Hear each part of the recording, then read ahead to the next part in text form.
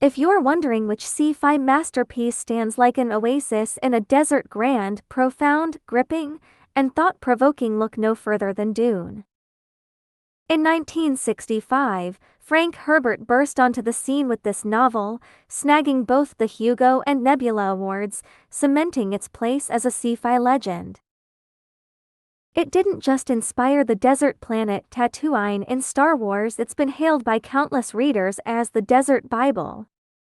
Some call Dune a sci-fi Game of Thrones, others an ecological parable, and still others a philosophical space epic. So, what exactly is it?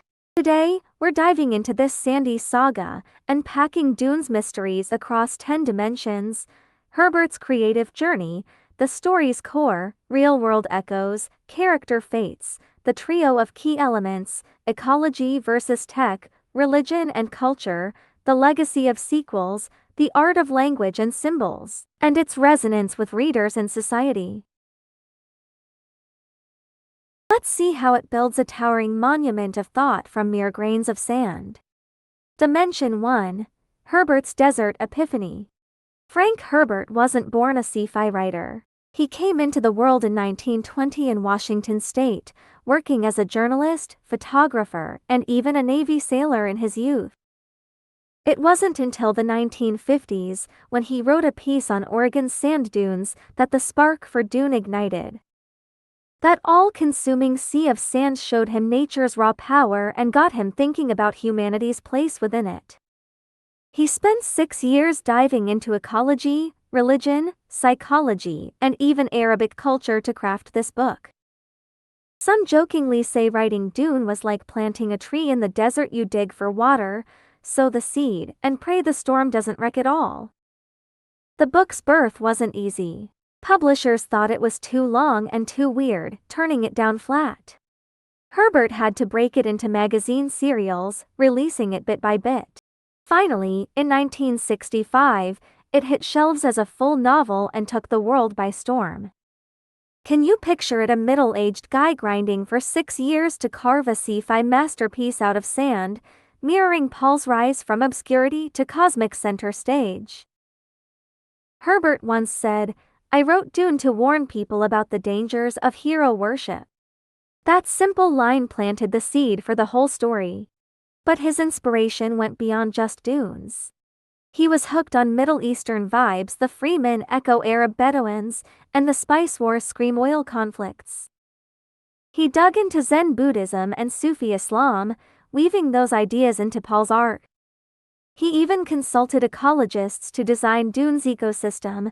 Sandworms eat sand, excrete spice, and spice feeds the cycle. This meticulous detail turns Dune into more than sci-fi. It's a symphony of nature and humanity. His creative process was a trek across the dunes, each step leaving a mark, each one a challenge. He admitted that while writing, money was tight, and he leaned on his wife to keep going. That grit, like the desert wind, blew a timeless legend into existence.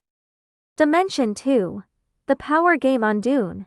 Dune's tale unfolds in a far-off future where humanity spans the stars, held together by a resource called spice.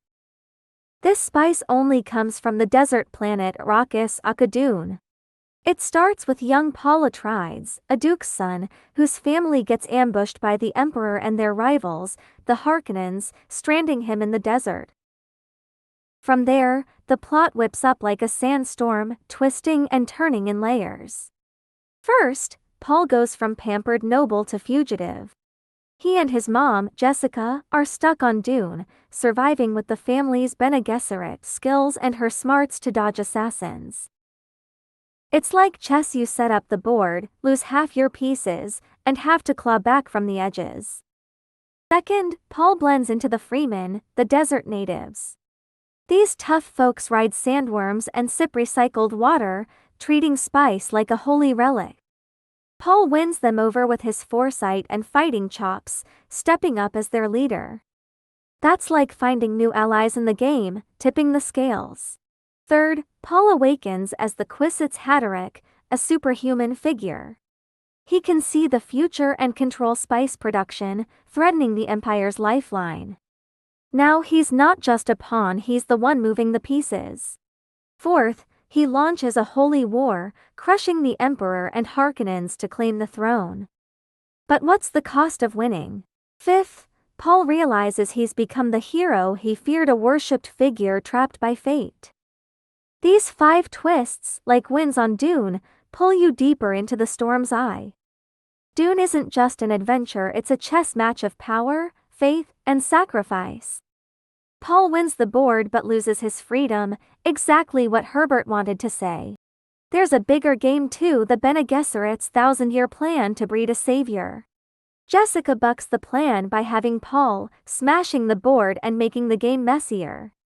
Power on this sandy sea is a lure and a snare. Every move is like walking on sand, one slip, and you're buried. Dimension 3, Dune's real-world shadows. Though Dune is set in the future, it mirrors our past and present like a desert reflection. Let's start with ecology. Herbert wrote this during the 1960s environmental boom. He crafted Arrakis's desert as a fragile yet fierce ecosystem. Spice is its lifeblood, but mining it wrecks the balance. Sound familiar? It's like oil. In the Middle East's deserts, oil fuels economies but sparks wars and ruin. Herbert's using Dune to warn us resources are a double-edged sword, wealth if handled right, disaster if not. Next, power. The Emperor, nobles, and freemen feel like empires, colonizers, and indigenous rebels. The Emperor and Harkonnens squeeze Dune dry, and the freemen fight back, classic colonial replay.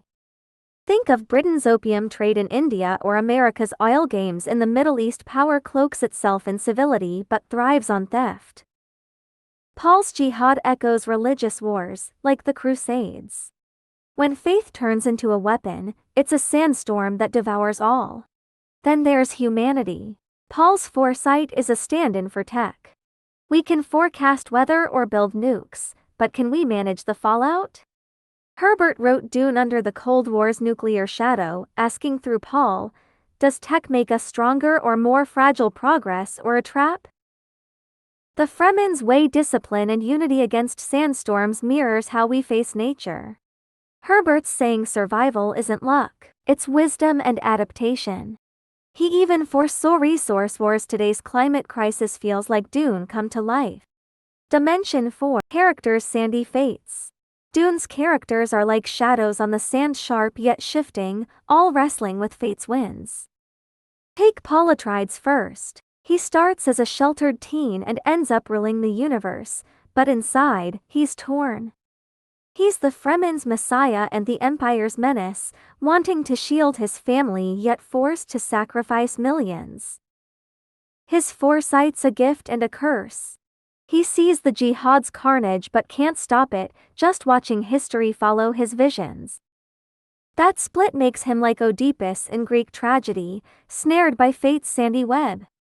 His growth is like a seedling in the dunes, fed by blood and tears, only to grow into a giant tree blocking the light he craved. Then there's Jessica, Paul's mom. She's a Bene Gesserit pro, mastering mind and body. She defies orders to have Paul, hoping to shift fate. But that choice hurls him into a bigger storm. She's both mom and mentor, tender yet tough.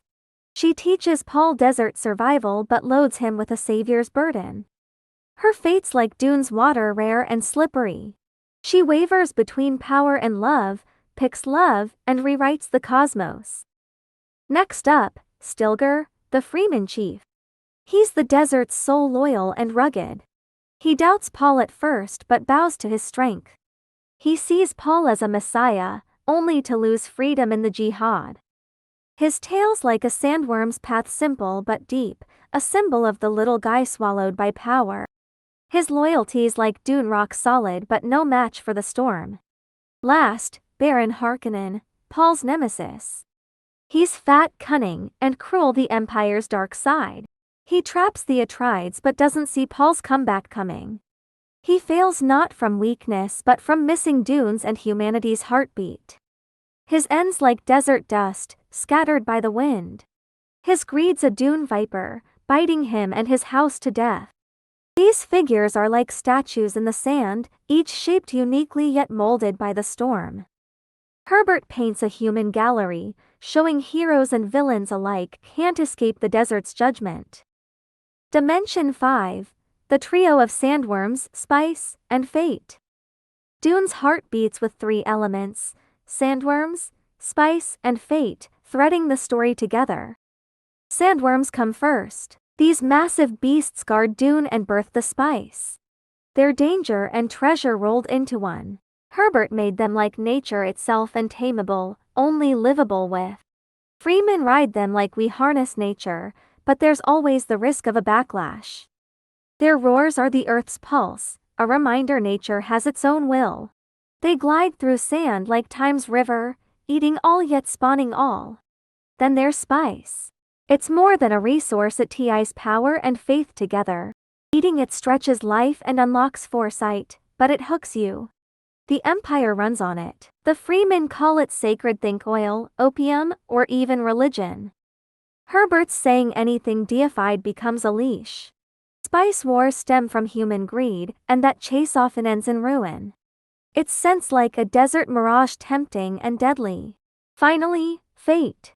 Paul's visions are the story's soul. He sees endless futures but can't break free of destiny. He tries to stop the jihad, only to spark it. He wants to save the Fremen but reshapes their ways. That helplessness is like Dune's wind, you feel it but can't grab it. Herbert probes free will: can we choose, or are we just dust in the storm? In sequels, Paul ditches the throne for the desert, dodging fate, yet isn't that fate too? Fate's like a Dune shadow, visible, untouchable. This trio's a desert symphony: sandworms the bass, spice the melody, fate the beat. They play out humanity's highs and lows, lifting Dune beyond sci-fi into an existential fable. Dimension 6. Ecology vs. Technology. Dune's ecosystem is a Herbert gem. Arrakis looks barren but hides an intricate life loop. Sandworms eat sand, poop spice, and spice feeds tiny critters, closing the circle. It's not just sci-fi, it's an ecological metaphor. In the 60s, Herbert saw industry's toll and warned through Dune: overexploit resources, and nature's balance cracks. Every sand grain whispers fragility and strength. There's a twist: the Fremen dream of greening Dune. They hoard water and plant trees for an oasis. But that clashes with spice. Sandworms need deserts, and spice props up the empire. Green Dune, and the economy tanks. It's tech versus nature, plain as day. We dam rivers for power but kill ecosystems. We drill oil and choke the air. Herbert asks, is tech here to dominate nature or coexist with it? That riddle's baked in the sand, waiting for us. Paul's dad, Duke Leto, was an eco-warrior too. He aimed to better Fremen lives on Dune but got taken out. His vision's like a water drop in the dunes, precious but fleeting. Herbert hints eco-dreams are noble but frail against power.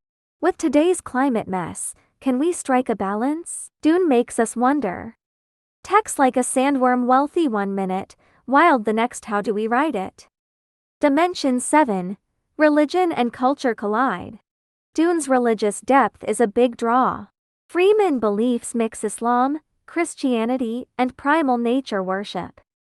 They call sandworms Shai-Hulud, the desert god, and sea spice as divine. Paul's arrival feels prophetic. They dub him Mahdi, the guide. It's got Middle Eastern Sufi vibes and Christian Messiah echoes. Herbert drapes Dune in faith's mystique. He knew religion's pull from studying its history. The Bene Gesserit seed prophecies to steer the Fremen, prepping for a savior. This faith engineering recalls colonizers taming natives with Christianity. Paul taps these prophecies for his jihad but gets caged by belief. He's a religious icon, adored yet bound. Faith's like Dune's water, clear but drowning. Culturally, the Fremen channel Bedouins. They pass history through oral tales and poetry. Their tongue blends Arabic and Hebrew vibes, dripping with enigma. Herbert crafts a desert culture that's alien yet familiar, distant yet close. Freeman's songs like Dune winds haunting and tough, singing of grit and sorrow. This faith culture mashup makes Dune more than a power grab, it's a belief clash. It asks, does religion free us or chain us? Is culture our anchor or our shackles? Those questions shine like stars over the dunes, nudging us to think. Dimension 8. Sequels, Legacy and Impact. Dune isn't a one-off, it kicks off a 6-book saga. Herbert followed with Dune Messiah, Children of Dune, God Emperor of Dune, Heretics of Dune, and Chapter House, Dune, stretching the tale millennia. In sequels, Paul quits the throne for the desert, and his son Leto too morphs into a half-worm God Emperor, ruling for 3,000 years. Leto uses tyranny to break humanity's crutches, pushing them toward a golden path of free diversity. The sequels dig deeper, shifting from power to philosophy. Leto's reign mirrors a take on totalitarianism. He sacrifices himself for humanity's wake-up call, Herbert's final jab at hero worship. The 6 books are like Dune's winds, blowing wider from personal fates to cosmic ones. Leto's golden path is a sandy beacon, hope lit by loss. Dune's reach goes beyond pages.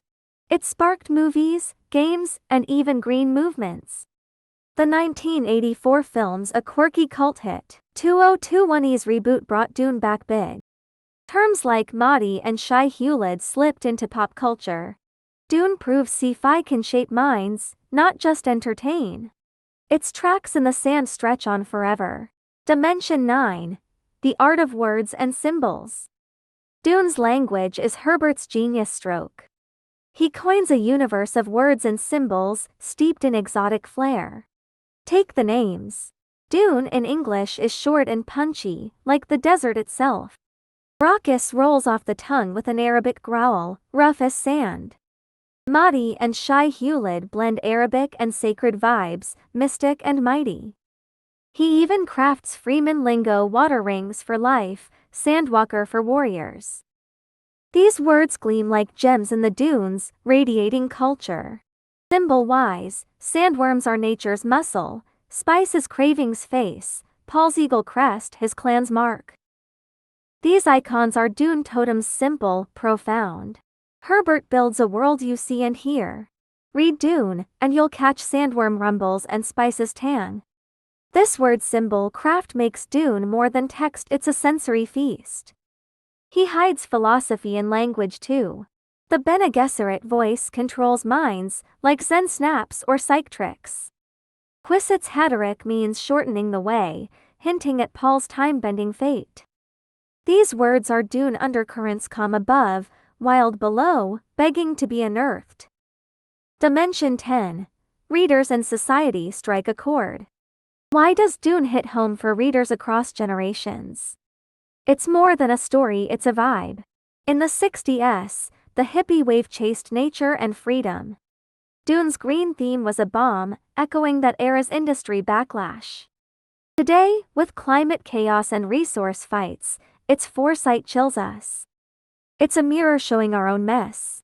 Readers see themselves in Paul. He's a kid saddled with a universe's weight, gifted yet fate-locked. Who hasn't felt lost growing up? Who hasn't hit a choice they couldn't steer?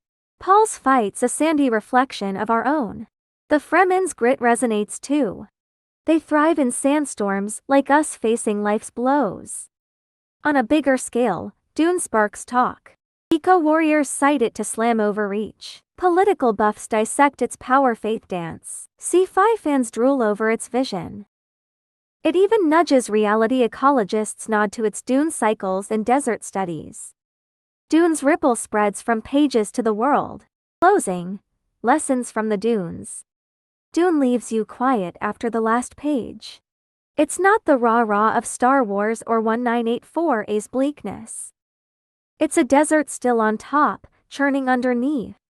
It says power's sand grip tight, and it slips away. Fate's water saving yet drowning. Fate's wind felt but ungrasped. Read Dune, and it's not just Sci-Fi, it's a lens on humanity's past, present, and tomorrow. It nudges us to face resources, power, and belief like Fremen with awe and adaptation, not the Empire's greedy snatch. Herbert's six-book epic hands us three takeaways: revere nature, watch out for heroes, embrace the unknown. Ready? Step into the dunes and find your own answers.